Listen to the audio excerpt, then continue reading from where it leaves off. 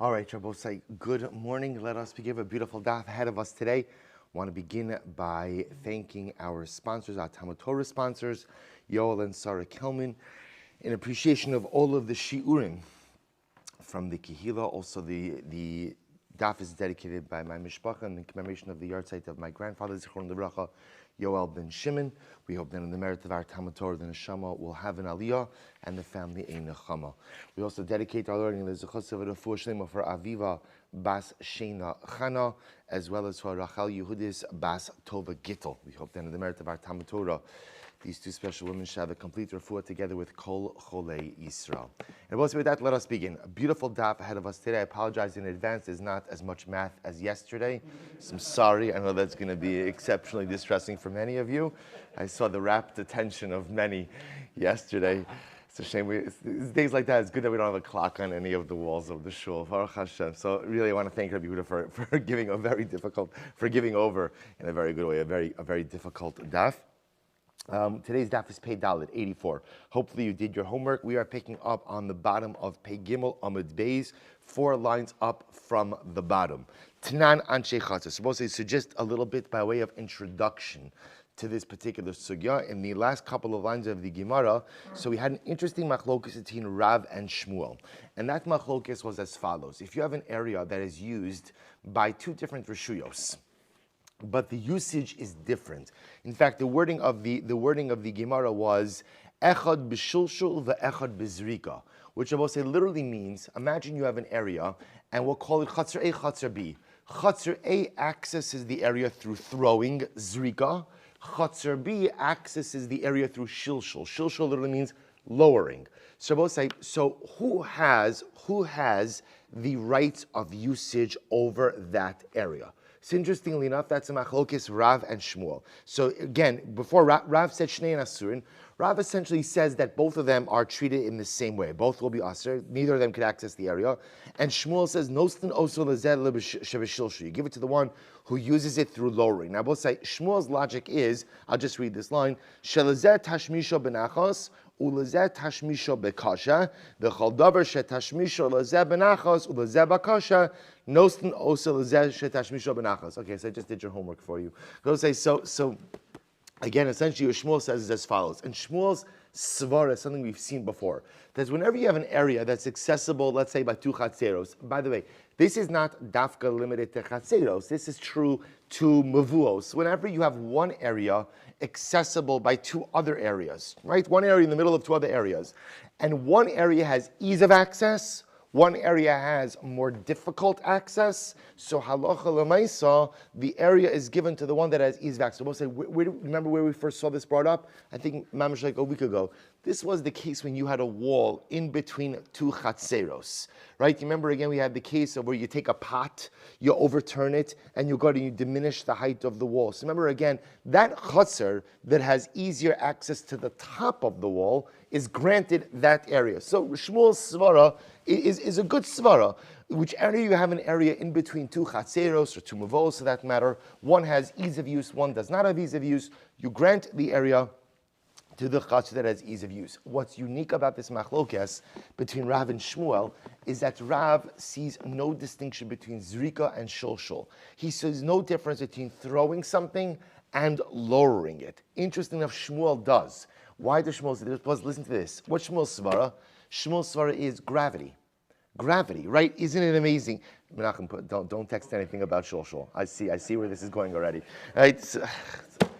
I'm like a ganenet, like it's like mamish. So interestingly enough, so Shmuel goes ahead and Shmuel understands that gravity, by definition, if your use really draws on gravity, that's considered to be ease of use. So therefore, again, so now we go on with that machlokes. So Tanan. So just keep in mind, again, Rav on the other hand sees Zrika and Shulshul, those are the same, essentially. Those are the same. There's no real distinction ultimately between those two. Therefore, both, quote unquote, have the same access. The Rabbi says it's very important. When both have the same access, what happens? What happens? They asser each other.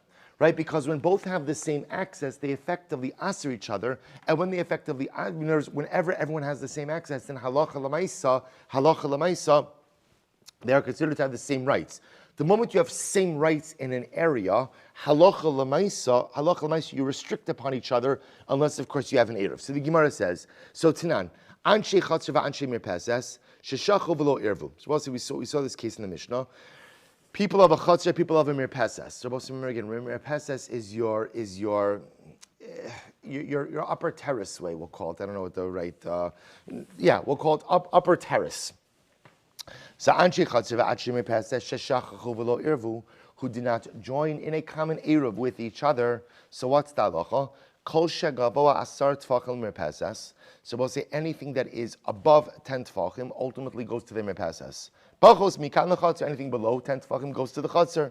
So the Gemara says chasaka daitcha my mirpesas. And I will say, interestingly enough, if you remember again in the Mishnah's case, so when we spoke about Anshe Chatzar v'Anshe Mirpesas, so I will say, remember, there were two groups of residents here, really three groups of residents. There were people who lived on the Chatzar area. Then there was a structure. There were people who potentially opened up into the Chatzar and people who also lived in an aliyah, an upper story. So we assume that when the Mishnah says anything that's above 10 Tvachim goes to the Anshe Mirpesas, anything below 10 Tvachim goes to the Bnei Chatzar. What's my Mirpesas? Top of Pei Dalid, Bnei Aliyah.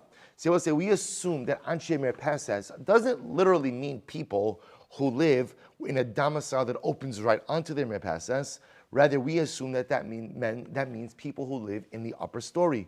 Umay karu lamarpesas, and I will say, so why do we call them, if they're bnei aliyah, right? If they live in the upper story, why do we call them bnei mirpesas?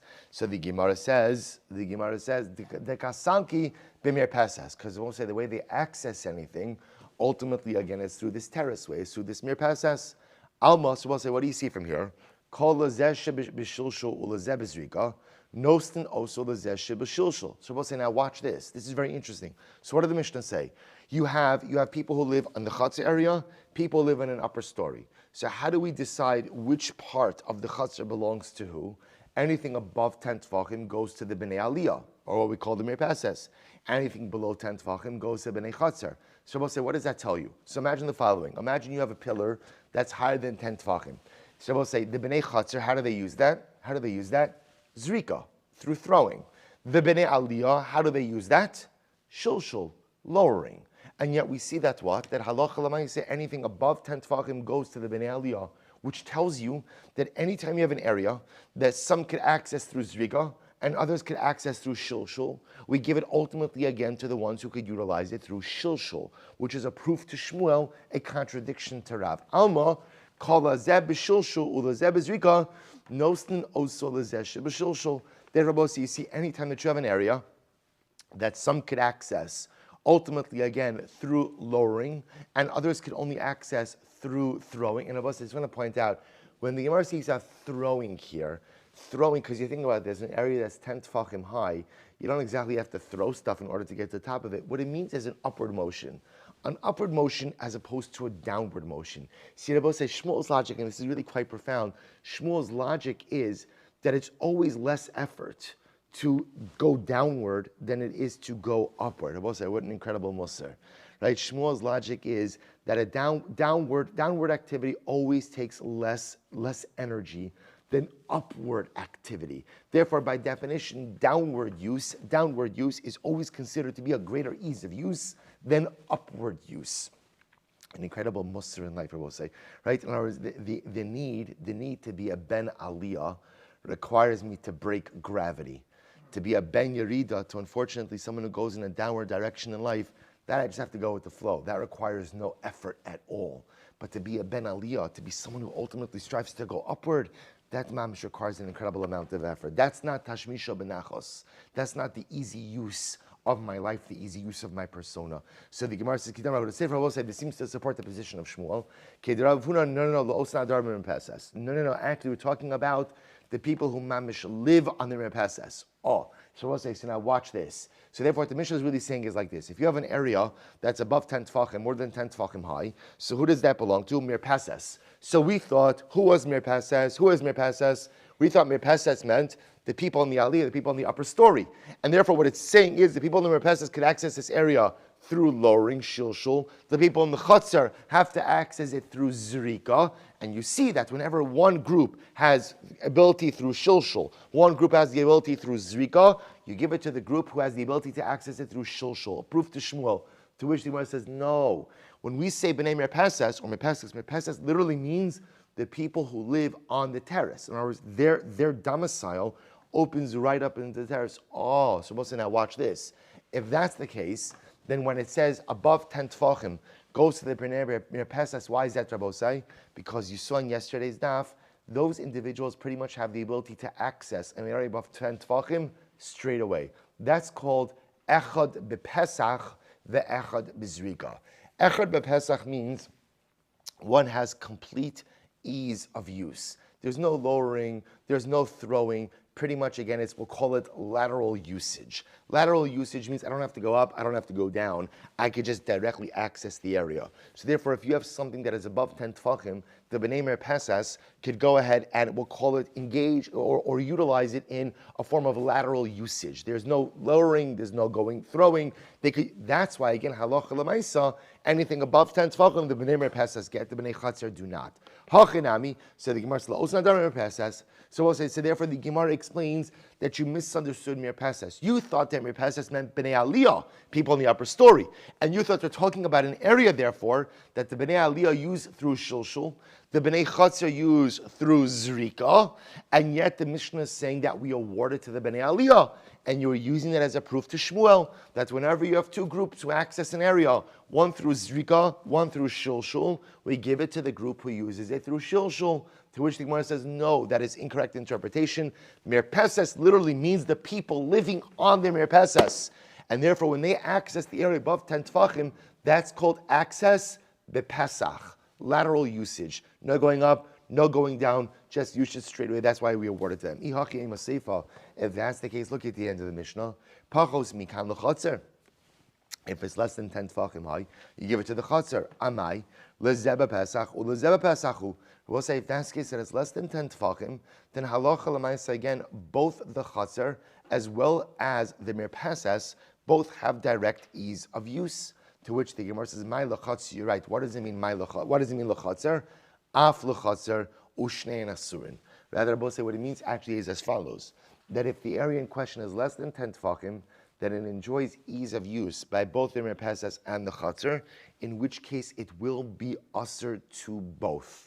Hachinami mistabra. This would appear to be clear. Mediktani seifa. If you look at the end of the Mishnah, when is this Surah Bosa? They will make a distinction about areas above 10 tefachim or below 10 tefachim, and if they belong to the chazar or the merpeses. Bismucha. That's only if the areas in question are close to the chazar or close to the merpeses. Aval b'muflagas. But Allah chalamaisa, if the area in question is far away from the merpeses, afilu guvoa yutfachim l'chatzar. Even if something is above 10 tefachim, it belongs to the chatzar. So both, it's very important. Both, remember again, the Mishnah, when it discusses what areas belong to the chatzar, what areas belong to the merpeses, discusses above 10 tefachim belongs to the merpeses, below 10 tefachim belongs to the chatzar. But when is that true? When the areas in question are close to the merpeses. But if the areas in question are not close to the merpeses, then even if it's above 10 tefachim, it's the rights of the chatzar. My l'chatzar, suppose what does that mean? Ilei l'chatzar v'shari. If you want to say it belongs to the chatzar and it's permitted for use, amai. Why should that be? Rishus v'detarbayihu. Both say it should be the rishus of both the merpeses and the chatzar. Ela my l'chatzar, af l'chatzar. Rather, we'll say, what does it mean when it says that it belongs to the chatzar? It means even to the chatzar. Meaning not only does it belong to the merpeses, but it also belongs to the chatzar. Ushnehen asurin. And therefore, halacha l'maisa, again, both will be asur. The Gemara says, Hachinami, so too over here, my l'chatzar. What does it mean that if it's below 10 tefachim, but it's close to the merpeses, it belongs to the chatzar? Af l'chatzar, ushnein asurin shmamina, means it even is usable by the chatzar, and halacha l'maisa, again, both therefore have access to it, and therefore it is asur. So therefore, both say, we did not, remember again, we were trying to bring a proof to Shmuel. Let's take a step back. We're focused, the entirety of today's daf is focused, almost the entirety of today's daf, is focused on the machlokes Rav and Shmuel. If you have an area that borders two chatzeros, One chutzner utilizes the area through shilshul, lowering. One chutzner accesses the area through zrika, throwing. Who is considered to have ease of use and therefore who has rights? Rav said, zrika, shilshul, same thing. Neither is considered to have ease of use more than the other. And therefore, Rabbi say again, if they join in an Eruv, common Eruv, then they could both use the area. If they don't join in an Eruv, then what? Then halacha lamaisa, neither of them could use the area.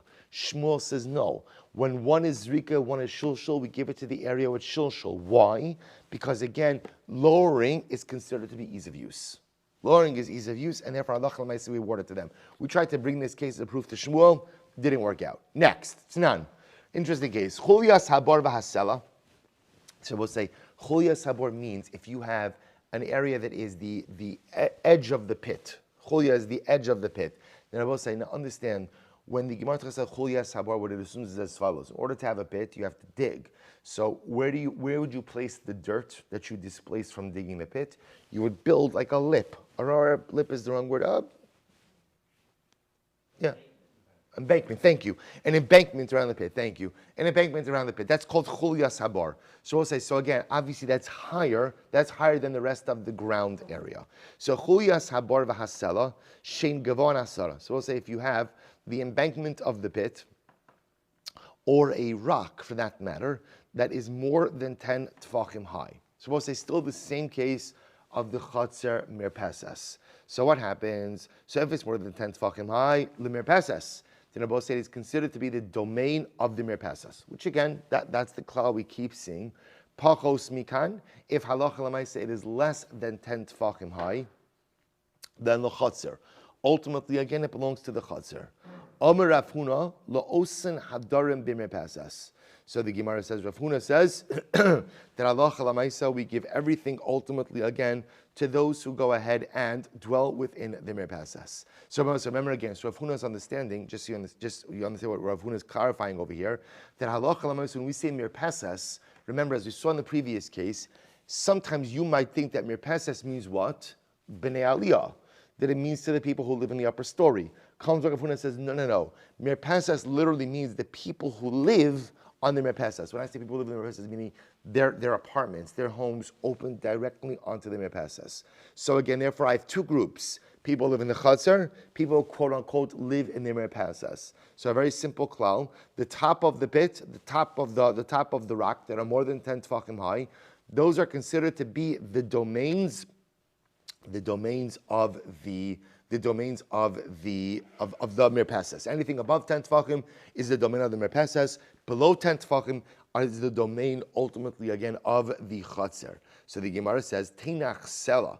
So I understand how you could have the top of a the top of a rock that's more than 10 tefachim high. So you could have a rock that's tall, right? This rock that's tall, so more than 10 tefachim. But bar, my ikal meimar. But I will say, what is the case of bar? What is the case of bar? Now, both say, look at Rashi for just a moment. Teinach Sela, Havi libnei mirpesas kipesach sha'al gabav, Havi tashmish didei the gavah shaval hani. So we'll say, I see the case of the rock, right? If you have a rock that's more than 10 tefachim high, so we'll say, so why is that considered to be the domain of the mirpesas? Because we'll say the mirpesas could utilize it with what's called pesach, lateral usage, right? It's high, I could use the top of it, no problem. But I don't understand the case of the bar. Now, what's problematic with the bar? Look at Rashi. Rashi says, Ela bar, shememalim heimenu, tashmishasol b'shilshul, afilu b'nivnei mirpesas, shemakar kiosav d'lon. We'll say, remember again, what part of the pit is usually the usable part of the pit, right? It's the hole. So therefore, we'll say, even for the b'nei mirpesas, how are you utilizing a pit? You're lowering something into it. So I'm going to say, so the Gemara, interesting enough, what the Gemara is saying over here is like this. The Mishnah is grouping a rock and a pit together and saying if the rock is more than 10 tefachim high, it's the reshus of the mirpesas. If the embankment of the pit is more than 10 tefachim high, it belongs to the mirpesas. But why? The rock I understand, because the usage of the rock ultimately, again, is the top of the rock. But a pit is not really used for its embankment. What's used in the pit is the cavity. The cavity of the pit is what's used. So if that's the case, we're both saying the only way the B'nai Mirpesas are going to be able to use the cavity of the pit is how? Through shilshul, through lowering something down. Rashi says over here, אפילו מרבץ שרים מקרקעי איסו דולן שלמינה תולו בני חצר תשווישו בזריקה שאין יכולים למעלות אלא אם כן זורקים דלי למעלה מן החול. You're supposed to listen to this. This would appear to be a proof to Shmuel. Because watch this, supposed to say, if you have a pit and the embankment is more than 10 tefachim high, so the Bnei Merpah says, how do they use the pit? How do they use the pit? How? Lowering, right? Through shilshul. The Bnei Chatzer, how do they use the pit? Through zrika. Because the assumption is if they have like a bucket or something, they're going to have to throw it over the embankment in order to get it into the cavity. So this is a case of echad b'shilshul, echad b'zrika, and yet what does the Mishnah say? We award the use of the pit ultimately to the Merpesas, which is a proof to Shmuel's statement that when you have usage of one area with zrika, usage of one chatz use it with zrika, or one rishus with zrika, one b'shilshul, we give it to the one with shilshul. So the Gemara says, so you could see, just so you could see this picture, it's picture 278. Picture 278. So the Gemara says, I'm sorry, picture 279. So this is it over here. You can see what I say. So ultimately, again, it's the same pit over here. So remember, again, that upper area, the area to the right behind the railings, that's your mirpasas. And the way they're going to access it is through lowering the bucket. The bucket to the right is tethered to the peg. That's for the bnei, to the left, is the bnei chatzer. And there's rika. So you see over here that halacha lamaisa, what? You're going ahead and you are lowering it down. So we'll say, you see, echad b'zrika, echad b'shilshul. We award it to the one who uses it through shilshul. It's a proof to Shmuel. To which the Gemara says, Amar Rav Yitzchak Rav Yehuda hachabar mele'ep mai maskinon. What are we dealing with over here, boss? We're dealing with a pit which is filled with water. Picture 280. Picture 280. Therefore, both say, what's the chap? Now, what does that mean? It's filled with water. Why does that matter at all? So look at Rashi for just a moment. Rashi says, Malaya Mayim, Davi Kepesach Limnei Merpesas. Oh, both say, watch this. You see, because it's filled with water, therefore, again, Bnei Aliyah, both say, when they use it, it's considered to be lateral usage. In other words, the only time the Bnei Merpesas have to use the pit with shilshul is how? If there's nothing that fills the cavity of the pit, or that which is in the pit is always all the way at the bottom. But if the bar itself is filled with water, then halacha l'maisa for the bnei merpasas it's considered to be lateral usage. For the bnei chatzer, it's considered to be what? Only usable through what? Through zrika.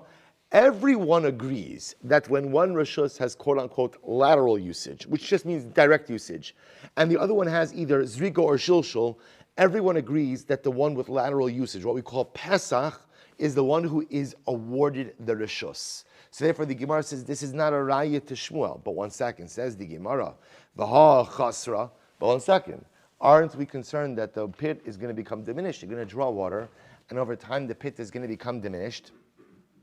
Doesn't that cause a problem? Because remember, again, it's very nice if you're awarding usage of the pit right now when it's filled with water to the merpasas, because for right now, for the merpasas, it's lateral usage. For the chatzir, it's zrika usage. But lamaisa, when everybody keeps drawing water, the water level is going to go down. And at some point in time, it's going to be shilshul for the merpasas and zrika for the chatzir. And what are you going to do in that case? To which the Gemara says, this is very interesting. So the Gemara says, V'chasra kevan d'chimal yashari ki chasra nami sharia. So this is very interesting. So the Gemara gives a fascinating answer. Well, since when it's full, it's permitted to the bnei merpasas, therefore once it diminishes, it's still going to remain mutter for them. To which the Gemara says, I don't understand what that means. Adrab, I would say just the opposite. Kevan d'chi chasra asira ki mal yanami asira. I would say just the opposite. Say that since it has a propensity to be diminished, the water level is going to inevitably go down when everybody's drawing from it. So why don't you say, since another water level is going to go down, it should be asr now, even when the water level is flush with the top of the pit. To which the Gemara says, you're right. Amar Abayi, what's the case here?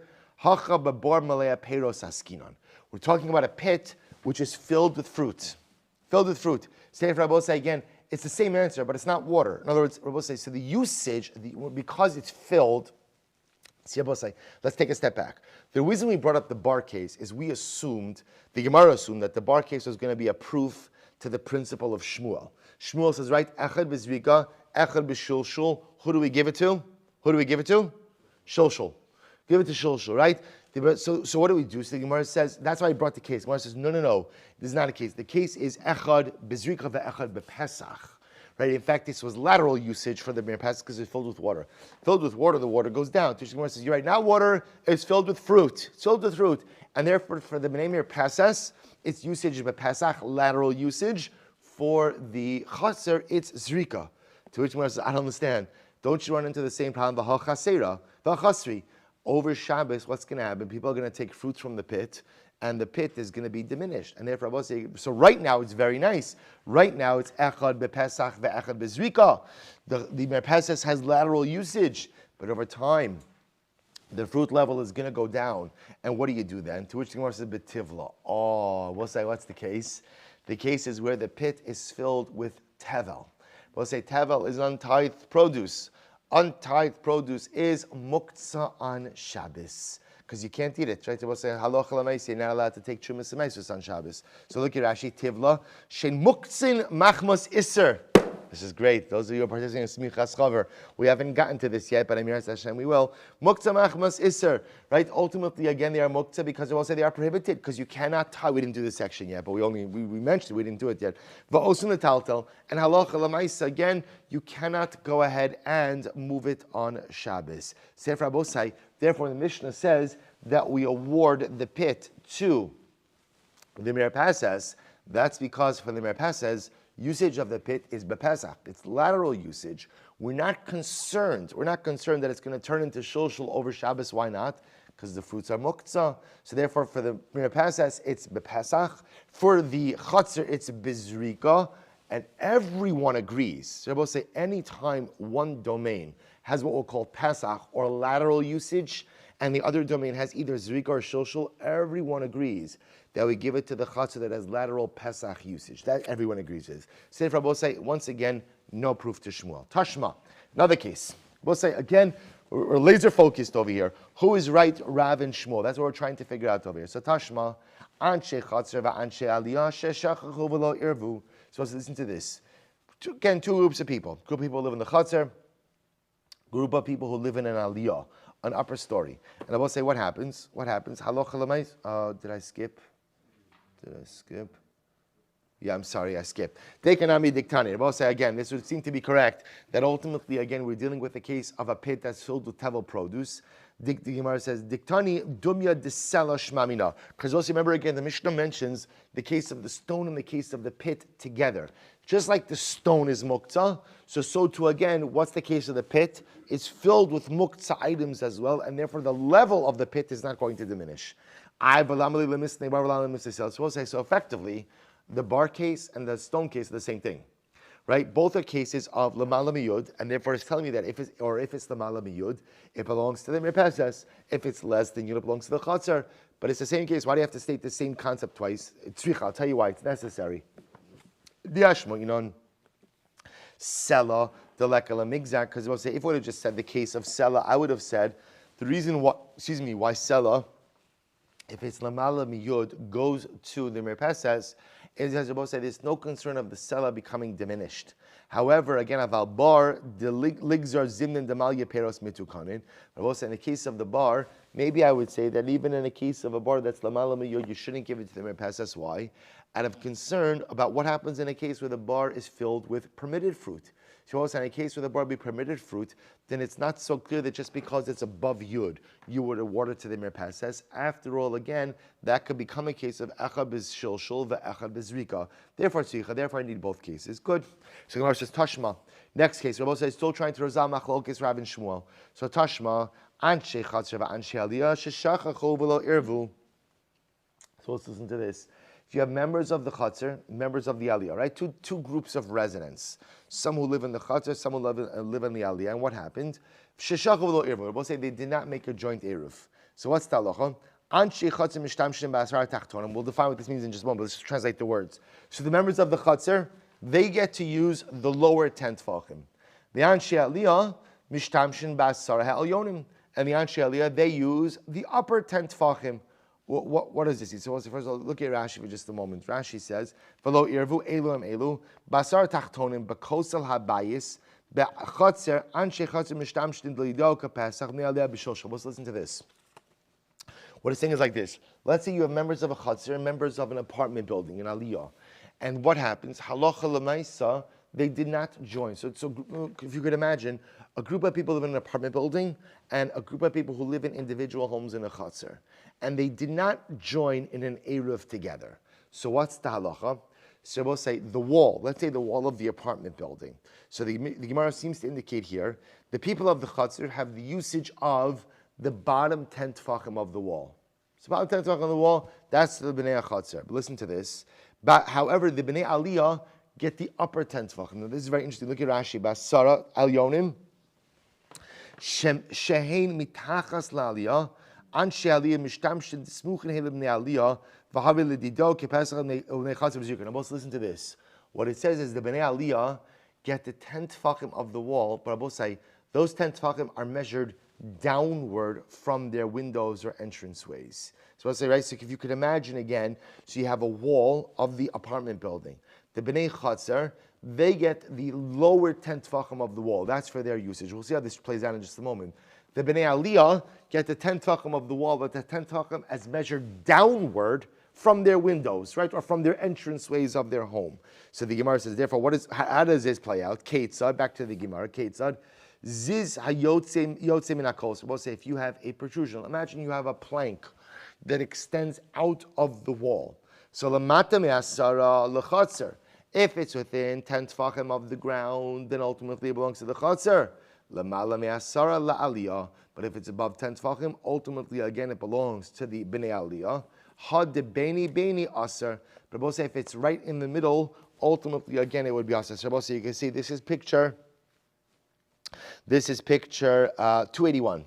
281. So we'll say you could see over here the picture, the bottom plank is lamata me'asara.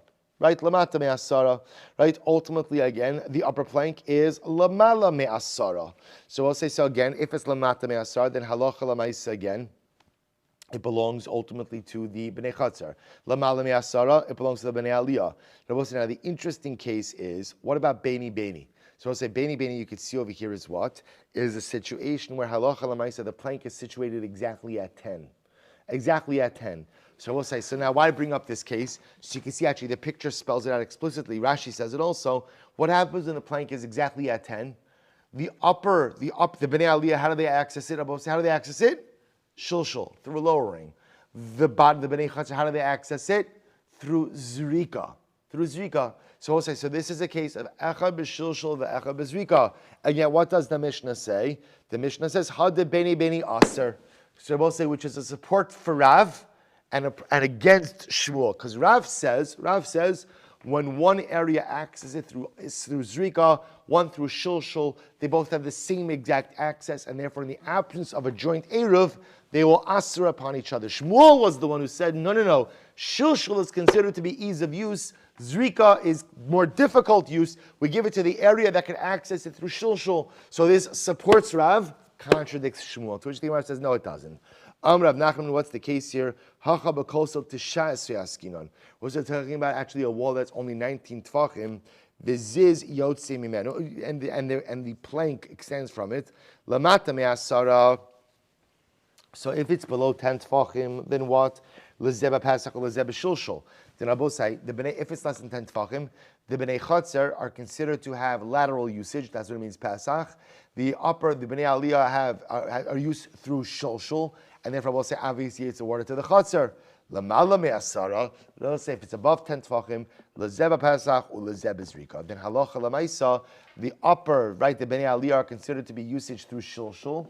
Through pasach, lateral usage, and therefore it's theirs. Whereas the Chatzar uses it through Zrika, and therefore it does not go to them. Sefer Bo said, the Gemara just says, we thought we had a raya over because we thought that this was a case, ultimately again of Echad b'Shulshul ve'Echad b'Zrika, to which the Gemara says, no, it's not. It's a case of a wall that has a maximum of 19 tefachim. Sefer Bo say again, if it's within 10 tefachim of the ground, then it's considered to be lateral usage for the Chatzar. Essentially, again, if it's above 10 tefachim of the ground, it's considered to be lateral usage for the Aliyah. And whoever has lateral usage, whoever has Pesach usage, is considered to have the primary easier usage, and therefore is awarded that area. Ahmed Beis, Tashma, was a very interesting case. Very interesting case. Shtei Gusteros, Azu Lamala Mezu. So both say, so there you have two gusteros. Two gusteros, it literally means protrusions, but you're going to see over here really what it means is like terraces. I just happen to like the pictures. You have to agree, by the way, the pictures over here, that water is so blue, it looks so tranquil, very relaxing to just look at the pictures. Also, even have the artists did a great job. They even have the reflection in the waters. I'm a big fan of these pictures. So I'll say, right, this looks like a good place to vacation. So I'll say, so the Gemara says it really like this. So you have the Shtei Gusteros. So this is picture 282. Shtei Gusteros, great case. Two Gusteros, I mean little protrusions. But let's just go with terraces. Two terraces which extend above the water. Zu lamala mizu. One is above the other. But as you can see from the picture, it doesn't literally mean one is on top of the other. They are diagonal from each other. Now, both say, now watch this. So both say, listen to this. Asula alyona, v'lo asula tachtona. So they went ahead and they made a mechitza for the upper one, but not for the lower. Now, both say, just let's give a little bit of background, and it's probably easiest to describe it when looking at the picture in 282. So both say, see here, you have two terraceways in front of two entranceways. They extend over the water. Now, both say, remember again, we've seen these each of these terraceways are each a reshus hayachid. The halach is water is a carmelis. So therefore, again, you are not really allowed to draw water from the water on Shabbos and bring it into your gustura, because that is transferring an item from a carmelis to reshus hayachid, which although is not asur mid'oraisa, says asur midrabanan. So there is a special halacha by water that essentially, as long as you create an area that is 4 tfachim by 4 tfachim, Rabbi say, if you look in this picture 282, you will see on the right gustura, on the right terraceway, you'll see there's a little box extending down from the gustura. That is your hovering mechitza. So we'll say, as long as you make an area that is dalid by dalid, you make these mechitzas, those mechitzas are considered as if they extend into the water itself. Because of implying a number of different ideas of good achis mechitza, good asik mechitza, that we view mechitzos as if they extend downwards. We view those mechitzos as if they extend into the water, and therefore Allah you are permitted to go ahead and draw water from the gustura. Then I will say, interestingly enough, in the case in question over here, what happens is so you could see the mechitza is on the right gustura, but the left gustura does not have its own mechitza. So what does the left gustura do? It's very simple. They just throw their bucket through the hole, through the opening in the upper gustura, right? So the left lower gustura normally just throws its bucket through the opening in the right gustura. So we'll say, now watch this. Now let's just have a look at Rashi for just a moment. Rashi says over here, Beis gustura zulam alamizu ve'ein mechulvana zu al zu. They're literally not on top of each other, but rather again, the Gemara says, Ela meshuchos zumin keneged zu b'soch dalid. So we'll say ultimately again, they are within dalid tfachim of each other. V'asu le'al yona haneke ba'mechitza v'lo asu le'tachtona. So we'll say the upper gustura, halacha l'maisa, has the mechitza, right? It has the partition so as to allow it to draw water. And what happens? So we'll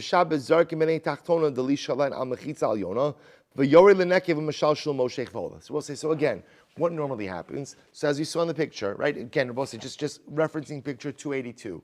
So left lower gustura does not have its own mechitza which extends into the water. So normally what left lower gustura does is it just throws its bucket through the mechitza of upper right gustura and draws its water like that. Okay, so fine. So the Gemara says, watch this. Shtei gusturos zulam alamizu asu le'alyona v'lo asu le'tachtona. So if they made the mechitza for the upper right gustura, did not make a mechitza ultimately again for the lower left gustura, what's the halacha? Shtehen asuros ad she'ervu. Rabbi say, interestingly enough, these two gusturos must make a joint eruv. And if they do not make a joint eruv, then what? They asur upon each other. The Rabbi say this is fascinating. Why do they asur upon each other? Because we view them both as having rights in the same area. They both have rights in that same mechitza, and therefore I will say again, because they both have rights, if they make a joint eruv, shalom al Yisrael. But if they don't make a joint eruv, then what? then they asr upon each other. And Rabbi say, now what does that show you? What does that show you? Rabbi say, let's think about this just a moment. Take a look back at picture 282. Rabbi say, when you look at usage of that mechitza, do they enjoy the same usage? And the answer is no. The lower left gustera. How does the lower left gustera use the mechitza? How do they use it? How do they use it? Zrika, right? They have to throw their bucket. Remember again, we'll say, when we say throw lav dafka means throw. But what does throw mean? Upward motion. Upward. Here, they really would have to throw, right? But ultimately, they have to throw their bucket, ultimately again through up until the upper mechitza, down into the cavity, down into the mechitza. I'm sorry, to the upper gustera, into the mechitza. How does the upper gustera utilize the mechitza? How? Shilshol, lowering. So we'll say this is a case, ultimately again, of echad b'zrika, the echad b'shilshol. Now, if Shmuel was correct, who should be awarded use of the mechitza on Shabbos? Right, the shilshul one, right? Ultimately, again, the upper gustera, which is the gustera that happens to have the mechitza situated inside of it. But yet, what does the Mishnah say? The Mishnah says that, or the Brisa says that Allah Lamaisa, they asr upon each other until they make a joint eruv, which Rabbi say supports the position ultimately of Shmuel, of Rav, and not Shmuel. To which the Gemara says, Amar Rav Adabar Ava, no, what's the case? Oh, I will say, what's the case? Look at Rashi.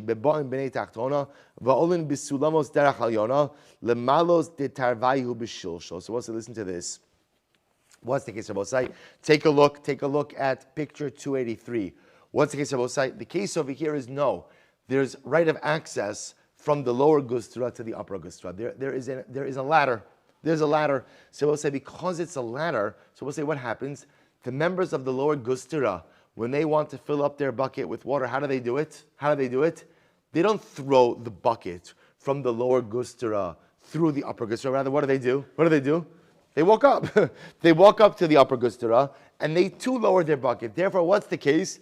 The case is shneihen b'shulshul. Everyone uses it through shulshul.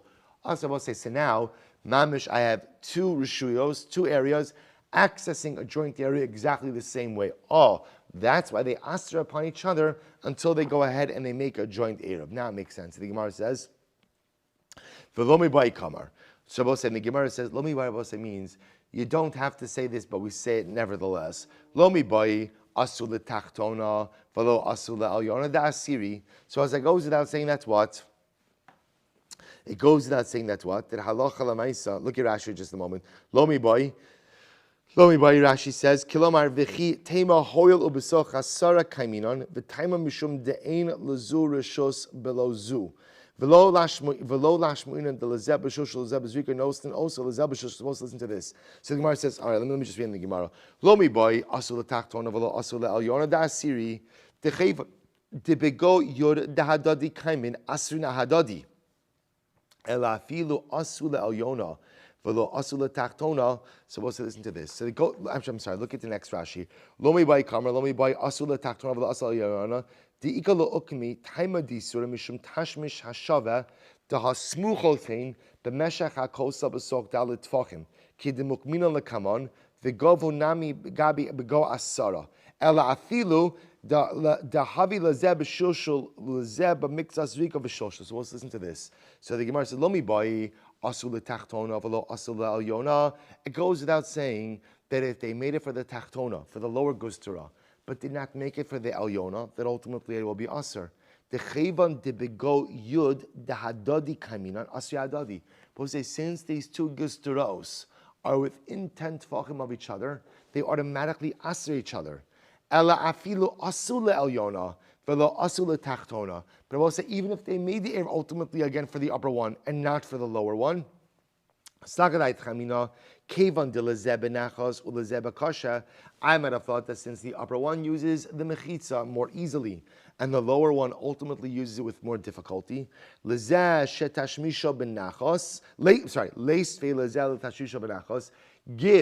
the opening, give the mechitza ultimately to the upper chatzar, which uses it with greater ease.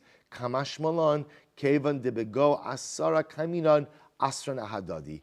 Abba say ultimately again, what's unfolding over here? Abba say What's unfolding over here is since the upper gustera and the lower gustera are within 10 tfachim of each other, therefore, again, in the absence of a joint eruv, they aser one upon the other. So if Rabbosai, we're sidestepping now a little bit the machlokes Rav and Shmuel and introducing another concept, which is that halacha lemaisa, whenever you have an area that is used by two, we'll call it rishuyos, and those rishuyos are within 10 tfachim of each other, they effectively aser one upon the other. So the Gemara says, Ki hada amar Rav Nachman and amar Shmuel. This supports the view of Rav Nachman and amar Shmuel. The Gemara says, what happened? Gag hasamach l'Rosh Hashanah v'tzarach sulam kavua lahatiro. So also listen to this case. This is picture 285. Right? Gag hasamach l'Rosh Hashanah. So we'll see, you can see, let's look at the picture over here. So you can see the gag. The gag is the area where the guy to the right is standing.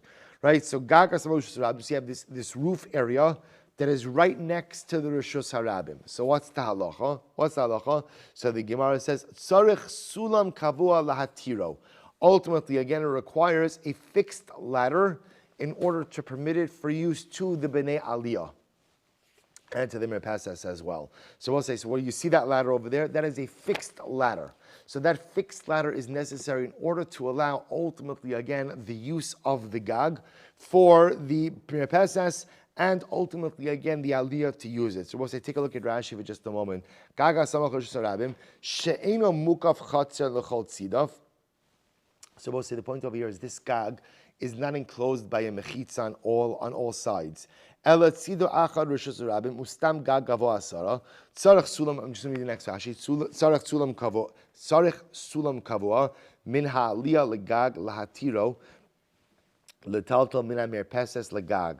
The ovid le sulam goli daite disalki legag mikoach rishus rabim viunecha le tashmishele. Supposed to listen to this.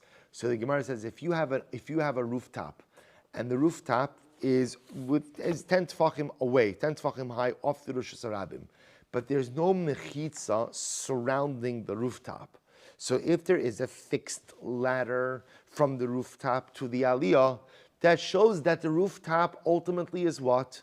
Ultimately is used by both the merpasas. You can see the merpasas is over here, as well as the aliyah. But the absence of a fixed ladder, what happens if you don't have a fixed ladder, Rabosai? Rashi says, Sulam arai, kevan the mesalak like keman delay sehu. So we'll say, if you don't have a fixed ladder, then halacha lamaisa, what would end up happening over here, Rabosai? Then this would be an area that was within 10 tefachim of both the merpasas as well as the Rosh Hashanah, which would then be asr to both areas. So the Gemara says, Sulam kavoa in, Sulam arai lo, my timer.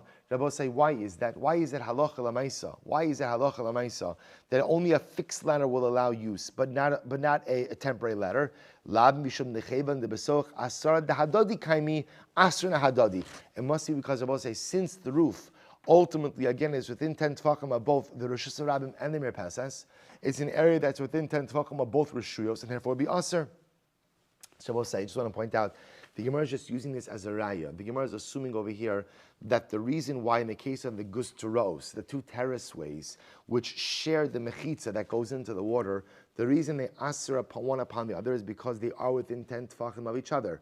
And the Gemara is suggesting this 10 tefachim case comes from this case of the shared roof, to which the Gemara says, Maskef l'rapapa, v'dilma kisherabim mekasvin alav bekumsa v'sudra. Ultimately, again, my Papa says maybe not. So we'll say maybe the case of the rooftop that abuts the Rosh Hashanah is problematic. Why? Because halacha l'maisa, since it's within 10 tefachim, people use it, the Bnei Rosh Hashanah use it to put down their packages and to put down their hats. Look at Rashi just a moment. Bekumsa v'sudra, sherigilin lo seis alav b'chol kolvin u'ma'afores, v'tashmish noche v'hagun hu lahem l'masui kal. So we'll listen to this. This is picture 286. So in picture 286 you could see, because it is such a low rooftop, it's within 10 tefachim, the Bnei Rosh Hashanah ultimately use it to go out and put down their stuff. So because they use it to put down their stuff, therefore Abba said the app. So listen to this. So because it's an area that is so easily usable by Rosh Hashanah, the halacha says as follows. If halacha l'maisa, there is a fixed ladder like you see in picture 286, If there's a fixed ladder, so that fixed ladder shows that this gag is used by the aliyah as well as the merpases, and therefore makes it the domain of the aliyah and the merpases. If there is not a fixed ladder, since we're dealing with a gag that is so low, and it's easy for the Bnei Yerushalayim just to put their stuff down on it for just a little bit, the absence of a fixed ladder makes this a gag that is used both by Bnei Yerushalayim as well as the Bnei Aliyah and Mirpases, and therefore, again, I will say any area that is within 10 tefachim of 2 rishuyos and is used by both becomes usher. But the presence of the fixed ladder makes this an area that is dominantly used by the Aliyah as well as by the Mirpases, and therefore, again, it becomes theirs and does not belong to the Rosh Hashanah. So I will say, so just understand, we're going to stop over here for today, but just understand what we're still leaving off with. We have not resolved our machlokes. So I will say, the entire day today, it happens here, I just want to point out, the Gusturaos case, the two terraces that both utilize the same mechitza to draw water, that's going to be a Mishnah, Meretz Hashem, that we are going to see in just a couple of days. We're going to spend some significant amount of time. We spoke about that in Masechah Shabbos, this special utilization of these mechitzas to draw water. But I just want to point out, we began today with one simple mission, which was, again, Abosai, a machlokes Rav and Shmuel. What's the machlokes? So let's start with what we know. Our sugya is all about two areas that both have the use of a common third area. And what's the shaila? For Hilchos Eruvin, who should be awarded use of that area? So let's go with what we know. Let's say we have Chatzar A, Chatzar B, and there's a common area that they both share. They both have usage. So who gets, so I will say, obviously, if they make a joint Eruv, then what? As they say, Ein al ma ledaber. There's nothing to talk about, because if they make a joint Eruv, then everybody gets usage of that shared area. What happens if they don't make a joint Eruv? So we'll say, so who gets usage of it? So it depends. What does it depend on? Ease of access, ease of usage. So we'll say, remember again, just to clarify our terms. So what we'll call lateral usage, which means direct usage. I don't have to use it through shilshul or through zrika, that's called Pesach. If one of the chatzeros has usage through Pesach, and the other one utilizes it either through zrika or through shilshul, then what? It's awarded to the one that has lateral Pesach usage. That's the easy case. But we'll say, similarly again, we'll say if both of them have Pesach, both of them have lateral usage, then what's the halacha? It's usher for everyone. So we'll say, where does the machlokes come up? Machlokes comes up is if one has zrika, one has shilshul. So Rav says zrika and shilshul are the same. Therefore, if one has zrika, one has shilshul, it's usher to both of them. Shmuel is one who comes along and says that echad b'shilshul, the echad b'zrika, shilshul is considered to be ease of use. And Shmuel's logic seems to be, why is shilshul ease of use? I'll say, why? Gravity. Anytime you're in a downward motion, that's just considered to be easier than an upward motion. That's called ease of use. And therefore, Shmuel's entire shita is, whenever, again, one chatzar has used through shilshul, one has zrika, we give it to one through shilshul. So we spent the entire daf today trying to prove/disprove Shmuel's shita. It turns out that all of the cases the Gemara brought, none of them proved Shmuel or disproved Shmuel. So we'll say, so we kind of begin the way we ended. We started the machlokes Rav and Shmuel. We're going to end that machlokes is still there. In tomorrow's daf, we will reach resolution on that machlokes.